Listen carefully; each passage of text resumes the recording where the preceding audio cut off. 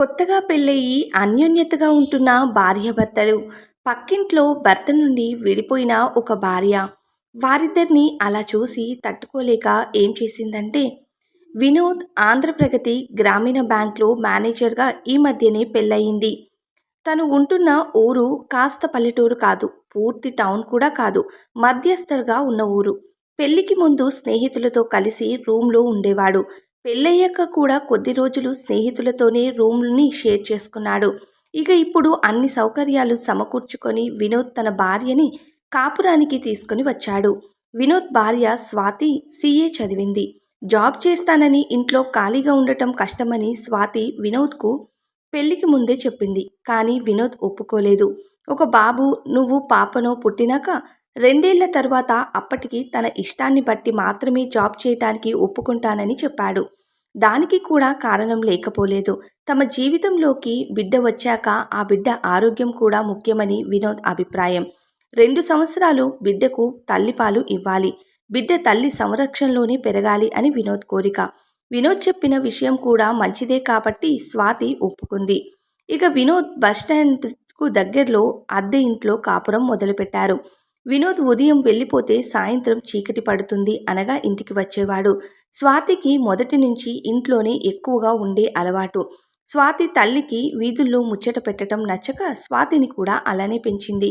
ఇప్పుడు కూడా స్వాతి వినోద్ బ్యాంకుకు వెళ్ళిపోగానే మెయిన్ డోర్‌ని లాక్ చేసుకొని ఇంట్లో పనులన్నీ పూర్తి చేసుకొని వీలుంటే టీవీ చూసి కాసేపు బుక్స్ చదువుకొని మధ్యాహ్నం కాసేపు నిద్రపోయేది. తమ పొరిగింట్లో ఉన్న రాగిని వీళ్ళ సంసారాన్ని గమనిస్తూ ఉండేది. రాగిని 2 ఏళ్ల క్రితం భర్త నుండి విడాకులు తీసుకొని తల్లిదండ్రుల దగ్గర ఉంటుంది. రాగిని అప్పుడప్పుడు వినోద్‌ని, స్వాతిని పలకరిస్తూ, గమనిస్తూ వినోద్ అలానే స్వాతి కుటుంబాల విషయం కనుక్కుంటూ వచ్చింది. వినోద్ స్వాతిల అన్యోన్య జీవితం చూసి రాగినికి నచ్చేది కాదు. రాగిని మొదట్లో బాగా మాట్లాడుతూనే స్వాతి పట్ల కనిపించని ద్వేషాన్ని మనసులో నింపుకుంది. కొందరంతే అనవసరమైన ద్వేషాన్ని తోడు చేసుకొని స్వాతితో తక్కువగా మాట్లాడటం, రాగిని ఎక్కువ పట్టించుకోకపోవటంతో ఎప్పుడు చూడు ఏదో ఒకటి చదువుకుంటూ, ఇంట్లో చక్కగా తన పనులు చేసుకుంటూ, భర్తతో సంతోషంగా గడిపే స్వాతి అంటే రాగినికి నచ్చడం లేదు. అయినప్పటికీ అప్పుడప్పుడు ఏ పని లేకున్నా స్వాతి వాళ్ళ ఇంట్లోకి వెళ్ళటం, ఏదో ఒక ఇబ్బందికరమైన, స్వాతి మనసు నొప్పించే మాటలు మాట్లాడటం రాగినికి దినచర్య అయిపోయింది.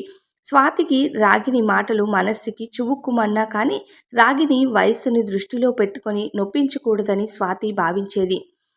స్వాతి 3 నెలల గర్భవతి. ఈ మధ్య రాగిని గారి పుల్లెవిరుపు మాటలు ఎక్కువైపోయి ఎంత ఆలోచించకూడదు అనుకున్న స్వాతికి ఆమె మాటలు తేనె పూసిన కత్తిలా మనసుకి గాయం చేస్తూనే ఉన్నాయి. అంతేకాకుండా రాగిని వినోద్‌ను పలకరించే నెపంతో అతనికి ఉన్నవి లేనివి ఏవేవో కల్పించి చెప్పటం మొదలుపెట్టింది. వినోద్ ఇవేవీ వినిపించుకోలేదు. కానీ స్వాతిలో అనవసరమైన ఆలోచనలు, దిగులు పెరిగిపోయాయి. మనుషులు రోజురోజుకి దిగులు పెరుగుతుంది. ఒకరోజు స్వాతి క్లాస్‌మేట్ అరుణ్ ఏవో బుక్స్ కోసం స్వాతిని వెతుక్కుంటూ ఇంటికి వచ్చాడు. అంతే. రాగిని ఇదే విషయాన్ని స్వాతికి తెలియకుండా ఊరంతా చిలువలు పలువలు చేసి చెడుగాల్పు ఇక పుకార్లు పుట్టించింది.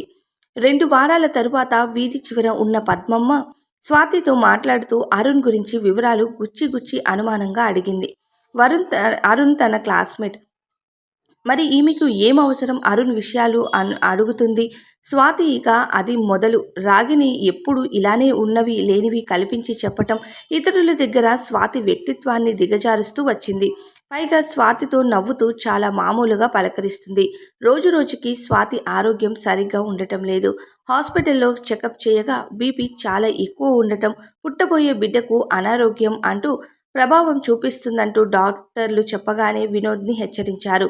వినోద్‌లో మార్పొచ్చింది. ప్రేమగా స్వాతి దగ్గరకు రాగిని విషయం గురించి తెలుసుకొని రాగిణిని గమనించటం మొదలుపెట్టాడు. రాగిని అనవసరమైన విషయాల్లో ఎక్కువగా జోక్యం చేసుకొని మాటల ద్వారానే సున్నితంగా ఖండించాడు. ప్రతి విషయంలో స్వాతిని సపోర్ట్ చేస్తూ స్వాతికి మానసికంగా తోడుగా ఉండేవాడు. ఇప్పుడు వారిది అన్యోన్య దాంపత్యం. స్వాతి నార్మల్ అయింది. నెలలు దగ్గర పడటంతో వినోద్ తల్లి స్వాతికి సహాయంగా వచ్చింది.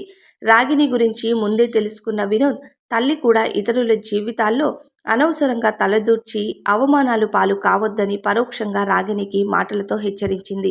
ఇక కుటుంబ విషయాల్లో తన పాచికలు పారవు అని తెలుసుకున్న రాగిని ఇక అసూయపూరిత ఆలోచనలతో ఇంకా ఏ సంసారాన్ని దహనం చెయ్యాలి అని ఆలోచిస్తూ వెతుకులాటలో మునిగిపోయింది. ఇలాంటి రాగిణీలు అడుగడుగునా మన జీవితంలో అప్పుడప్పుడు తారసపడుతుంటారు. అనవసరమైన అకారపు అకారణ ద్వేషంతో మనసులో రగిలిపోతూ ఇతరుల జీవితాన్ని ఇక కనిపించిన పుకార్లు పుట్టించి పచ్చని కాపురాల్లో కలహాల అగ్నికి ఆహుతి చేస్తూ ఉంటారు. అందుకే ఎవరు ఎంత పరిధిలో ఉండాలో అంతే పరిధిలో ఉంచాలి అనే ఆలోచనలు మనలో ఉండాలి.